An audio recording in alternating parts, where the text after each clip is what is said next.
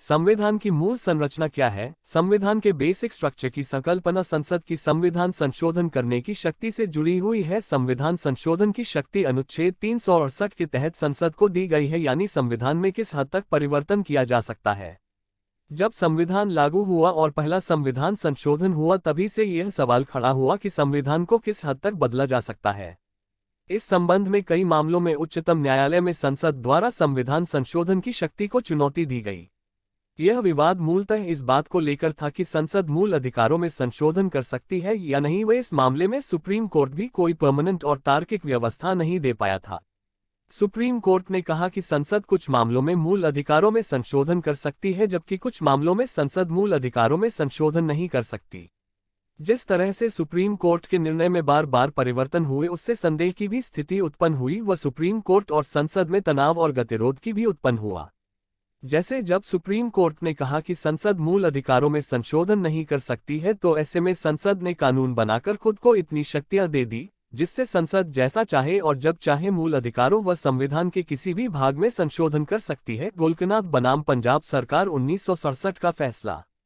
वहीं दूसरी ओर जब सुप्रीम कोर्ट ने संसद को मूल अधिकारों में संशोधन करने की शक्ति दी, तो संसद ने मनमाने तरीके से संविधान में संशोधन किया। शंकरी प्रसाद 1951 मामला, जिसके कारण पुनः संसद के कानूनों को चुनौती दी जाने लगी तथा संसद सुप्रीम कोर्ट से भी सर्वोच्च होने का प्रयास करने लगी, जिसके कारण सुप्रीम कोर्ट और संसद में तनाव बढ़ने लगा और यह व्यवस्था 1973 तक ऐसे ही चलती रहे। आधारभूत संरचना का सिद्धांत किस वाद से संबंधित है? फिर ऐतिहासिक मामला 1973 में केशवानंद भारती का आया। इस मामले में सुप्रीम कोर्ट ने संविधान के मूल ढांचे की अवधारणा को प्रतिपादन किया। इस मामले में 13 जजों की बेंच बैठी, जिसमें 7 जज संविधान के मूल ढांचे की अवधारणा के पक्ष में गए जबकि 6 जज विपक्ष में गए। लेकिन सुप्रीम कोर्ट ने संविधान की मूल ढांचे की अवधारणा को एक्सप्लेन नहीं किया।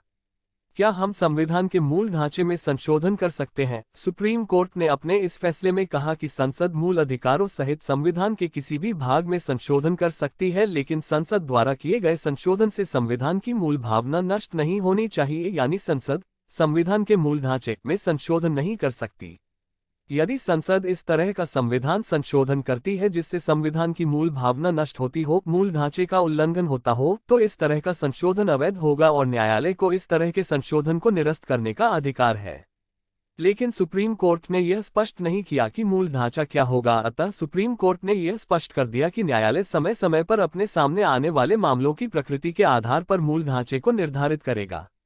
संविधान का बेसिक स्ट्रक्चर क्या है? संविधान का मूल ढांचा क्या है? Basic structure of Indian constitution in Hindi. संविधान की मूल संरचना में कौन से प्रावधान शामिल हैं? संविधान के मूलभूत सिद्धांत कौन कौन से हैं? मूल ढांचा क्या है? ऑल्सो रेड भारत चुनाव आयोग के कार्य, अधिकार, संरचना व शक्तियां, election commission of India in Hindi. संविधान की सर्वोच्चता, पंथनिरपेक्षता, संविधान का संघीय स्वरूप, न्यायिक समीक्षा, संसदीय प्रणाली, विधि का शासन, राष्ट्र की एकता और अखंडता, न्यायपालिका की स्वतंत्रता, संविधान संशोधन करने की संसद की सीमित शक्ति, व्यक्ति की गरिमा और स्वतंत्रता, भारत का लोकतांत्रिक गणराज्य होना, संविधान की सर्वोच्चता। संविधान से बढ़कर ना संसद है, ना सुप्रीम कोर्ट है, ना राष्ट्रपति है, ना प्रधानमंत्री है, यानी सभी अंग संविधान की प्रक्रिया द्वारा ही काम करेंगे। पंथनिरपेक्षता, इसका मतलब हुआ कि राज्य का कोई विशिष्ट धर्म नहीं है, लोग किसी भी धर्म को मान सकते हैं, उसको फॉलो कर सकते हैं। संविधान का संघीय स्वरूप, संघीय व्यवस्था में केंद्र और राज्य दोनों सरकार आती है, इसका उल्लंघन नहीं हो सकता, यानी एकल स्वरूप नहीं होगा। न्यायिक समीक्षा, जब संसद कोई अधिनियम पारित करती है तो सुप्रीम कोर्ट उसको देखती है कि यह संविधान के मूल ढांचे के अनुरूप है या नहीं, कहीं इसका उल्लंघन तो नहीं हो रहा। इसलिए संसद कोई ऐसा कानून नहीं बनाएगी जो न्याय समीक्षा को खत्म करता हो। भारत की संसदीय प्रणाली, इसमें लोकसभा, राज्यसभा, राष्ट्रपति होते हैं, जिसमें राष्ट्रपति संवैधानिक प्रमुख व प्रधानमंत्री कार्यकारी प्रमुख होते हैं, व प्रधानमंत्री के प्रमुख वाली मंत्रिपरिषद होती है जो लोकसभा के प्रति उत्तरदायी होती है। इसी तरह से की प्रक्रिया राज्यों में अपना ही जाती है। विधि का शासन, कानून के द्वारा शासन होना, राष्ट्र की एकता और अखंडता, भारत के सभी भाषाई लोग एक हैं और हमारे देश का कोई भी हिस्सा अलग नहीं किया जा सकता। न्यायपालिका की स्वतंत्रता, संसद कोई भी ऐसा कानून नहीं लाएगी जिससे न्यायपालिका पर संसद का हस्तक्षेप बढ़े।